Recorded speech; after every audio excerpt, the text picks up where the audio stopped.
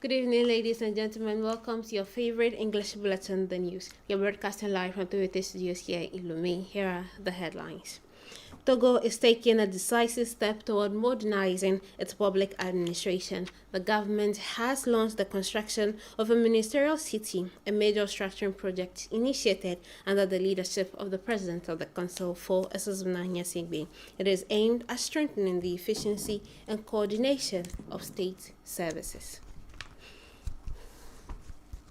The National Assembly has approved an upward revision of the 2025 state budget, adopting the supplementary finance bill during a plenary session held yesterday. The adjustment represents an increase of several tens of billions of CFA francs compared to the initial budget approved earlier this year. Stay with us. Details coming up shortly.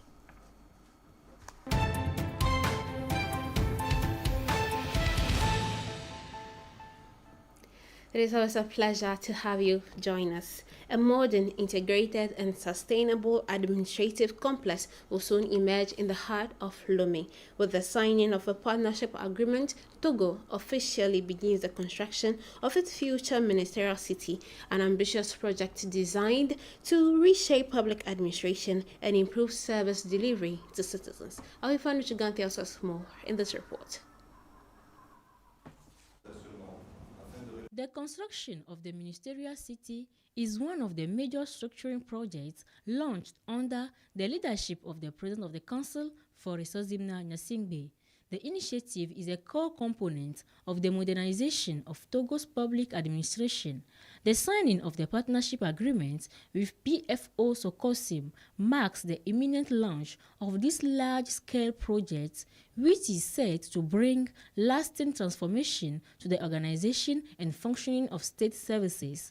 Planned for development at the heart of the capital executive hub, the future ministerial city will be built within a unified complex of 18 buildings, including 8 towers of varying heights arranged around a vast inner garden. Designed as a true administrative citadel, it will combine enhanced security, architectural coherence, and high-quality working spaces in line with the vision promoted by the President of the Council. The project will deliver approximately 90,000 square meters of office space, complemented by more than 900 parking spaces, effectively meeting the operational needs of the administration. In the long term, nearly 4,500 public servants will be housed on the site. This centralization is expected to strengthen interministerial collaboration, streamline procedures, and ensure more efficient case management. This integrated, modern, and sustainable administrative complex aims to boost the effectiveness of government action while improving public access to state services. Scheduled to be completed within 36 months from the laying of the foundation stone, construction of the ministerial city will be carried out by the Société de Construction de la Cité Ministérielle, a subsidiary of the PFO Group, renowned for its expertise in delivering large-scale infrastructure projects across West and Central Africa. This project reflects the strategic vision of the President of the Council, who, in his State of the Nation address, clearly emphasized the need to move beyond day-to-day management and scale up action in order to meet the growing expectations of the population. The future ministerial city is part of an environmentally responsible approach with the objective of obtaining EIG certification. It will incorporate concrete measures to enhance energy efficiency, thermal performance, and overall well-being, placing both public servants and users at the heart of its design. And to examine the environmental and social dimensions of this ministerial city, the National Environmental Management Agency brought together key stakeholders yesterday in Lomé to discuss its preliminary impact assessment report. This report identifies potential risks linked to the construction of this major administrative project and reaffirms the government's commitment to sustainable and responsible development. Kwesi Glay reports. In the coming months, these architectural landmarks of the ministerial city will begin to rise from the ground. In the meantime, experts are fully engaged in finalizing the environmental and social impact assessment report. The provisional document is now complete and is being thoroughly reviewed. The presentation of this 337-page report has helped clarify the scope of the project as well as its actual social and environmental impacts. The project aims to improve the management of public affairs while ensuring the well-being of civil servants through the development of modern, functional, and environmentally friendly infrastructure. Today's meeting, bringing together the various stakeholders involved in the realization of this project, is intended to update and refine the provisional report, which will then be submitted to the National Environmental Management Agency for approval. Once approved, an environmental compliance certificate will be forwarded to the Ministry of the Environment. This certificate will set the framework for works on the approximately 40 hectares site located in the Greater Lomé area between the Togolese Revenue Authority and the three ministries. Construction is scheduled to last 36 months. The House of Parliament, where after parliamentary debate, the National Assembly has adopted the 2025 Supplementary Finance Bill. The revised budget reflects an upward adjustment of state spending and was approved by a large majority of the deputies in Parliament's plenary session chaired by the Speaker of the National Assembly in the presence of other members of government yesterday. Awifanu Chugan has more details in this report.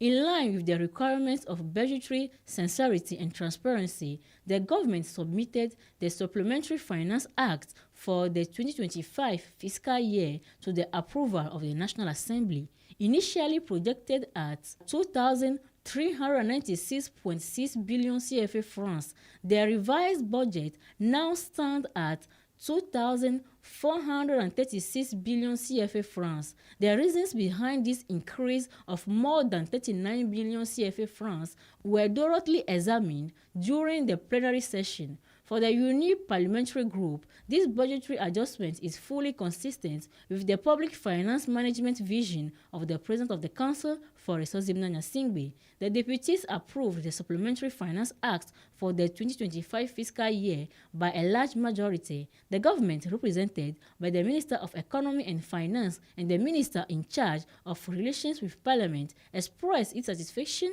with the outcome. Professor Komi Selom Klasu, it was a mission successfully accomplished. Through their strong commitment, the deputies once again fully exercised their role by voting on one of the key texts on the agenda of this budgetary session. The amendment of the Initial Finance Act is based on three main reasons: the reduction of unspent budgetary allocations, the consideration of new urgent needs, particularly in the area of security, and the incorporation of new priority projects. The revised 2025 budget reflects the rigor and discipline applied to the management of public finances in Togo.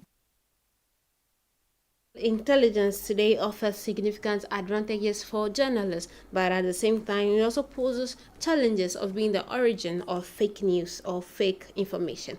In response to this challenge, the High Authority for Audiovisual and Communication (HAC) has called on media professionals to exercise caution through a two-day training program launched this Monday. The training aims to raise awareness amongst journalists about the risks of using AI and the measures to take to prevent misinformation. Kwesi Gray tells us more.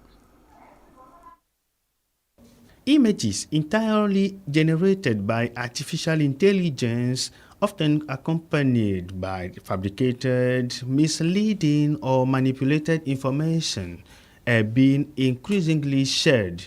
For social media users, it is sometimes difficult to distinguish fact from fiction. This growing phenomenon poses a real threat to the journalism profession. Faced with this worrying situation, the High Authority for Audiovisual and Communication, HAC, has taken action by organizing a training session for media professionals. The aim is to inform and raise awareness about the dangers of fake news in the era of artificial intelligence. The overall objective of the seminar is to equip participants with the knowledge, tools, and methods needed to use social media in a strategic, effective, and responsible manner in the age of AI. This training comes at a time when HAC is preparing to expand its mandates to include the regulation of digital communication. The initiative seeks to strengthen the capacity of media practitioners for the strategic and efficient use of social media while protecting them against the traps of disinformation. The Chiefs of Staff representing the Minister of Communication welcomed the relevance of this initiative for the media sector.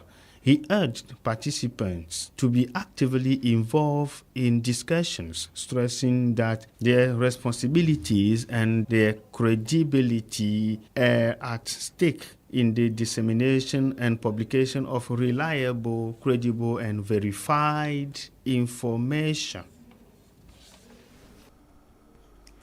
And in order to guarantee a safe and peaceful holiday season, the government has launched Keligo 2, a nationwide operation promoting vigilance and security. Officially inaugurated this Monday, the campaign builds on last year's success and signals a strong commitment to protecting citizens even during this festive season. Chrissy Glay tells us more. Peaceful and secure end-of-year celebration are the key objective of the Ministry of Security.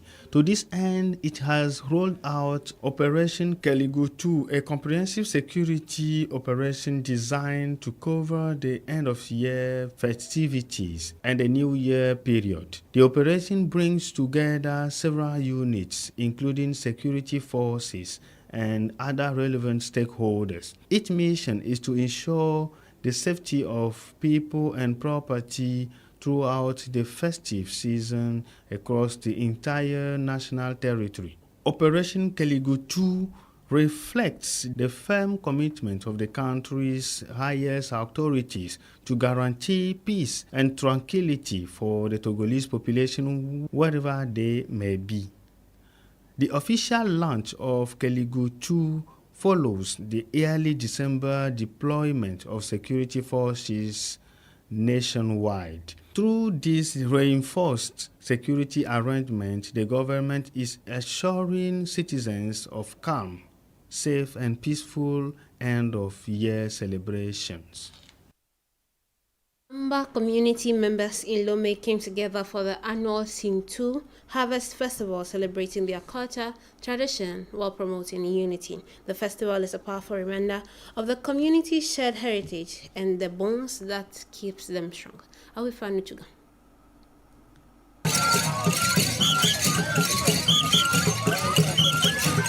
In a festive atmosphere filled with songs, traditional dances, and the rhythm of tam-tams, young men and women of the Lamba community from the Dufegu prefecture, now living in Lome, came together to celebrate Sintu 2025. The fifth edition brought together members of the Lamba community residing in Lome and its surrounding areas around the values of unity, stability, and social cohesion. It also provided an opportunity for this community to promote and preserve its culture beyond its original homeland. Performed by the cultural groups of Baha and Defale, the Sintu dance stood out as the highlight of the celebration. More than just a dance, Sintu remains a vibrant expression of the identity, strength, and solidarity of the Lamba people.